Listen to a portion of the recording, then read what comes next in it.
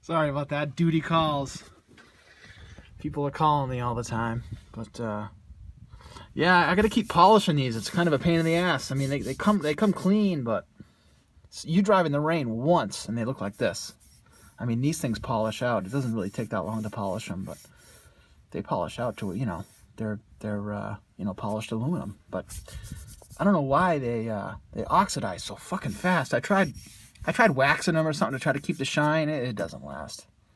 And I mean, I haven't driven them in salt or anything. The front ones are different. They're not the same. I mean, they're still aluminum. They're still an aluminum body, but I mean, look, these are older. I had these first, and they're fine. Nothing's happened to them. I mean, maybe they're different. I mean, I know they're aluminum, but maybe it must be a different kind. I don't know, a different mix. Maybe there's more nickel in them or something. I'm not really sure. But you know, the Kings are awesome. I love them.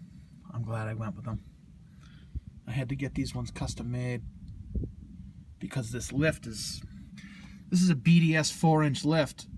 What they don't tell you when you get the lift is they have a 4-inch lift and a 6-inch lift for these trucks. What they don't tell you is the 4 and the 6 use the same spindle because they don't want to make two of them, I guess. So the spindle is too tall.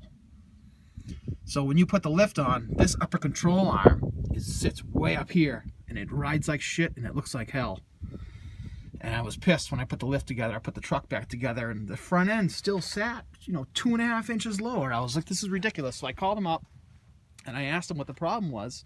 I said, yeah, I know I'm still using my stock, you know, Toyota struts, and that they just give you a block that bolts in right here. And it's a shit setup if you ask me. It's terrible because the coil bucket is actually angled out towards the wheel. So when you take your stock coil over and make it, you know, 4 inches longer, now it's facing out and then it has to go back in to bolt to the lower control arm. So it's really, if you look at it from the front, the fucking thing's bent. So you start trashing this thing off-road and that's gonna snap right off.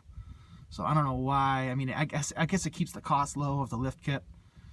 I'm not really happy with that. So this is a 4-inch lift. It's like jacked up to 6, and it sits normal. It rides right. You know, it's just much better. It's a much better ride.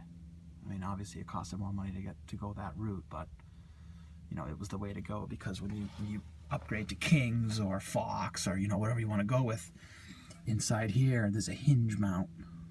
There's a bolt that goes through this aluminum ring.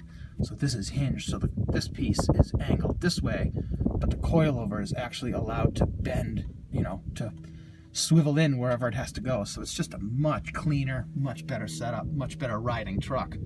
And you don't got to worry about anything falling apart. So, you know, whatever you want to go with, Kings or, you know, Fox or, you know, whatever you want to go with.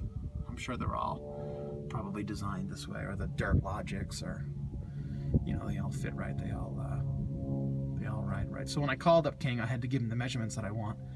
And I think I took the measurements of my stock shock with the 4-inch block and I added like 1.5 inches or something. And when I put them on, they were wicked high, and I was kind of nervous. I'm like, oh shit, I shouldn't have gone that high. But they've settled out. I've even cranked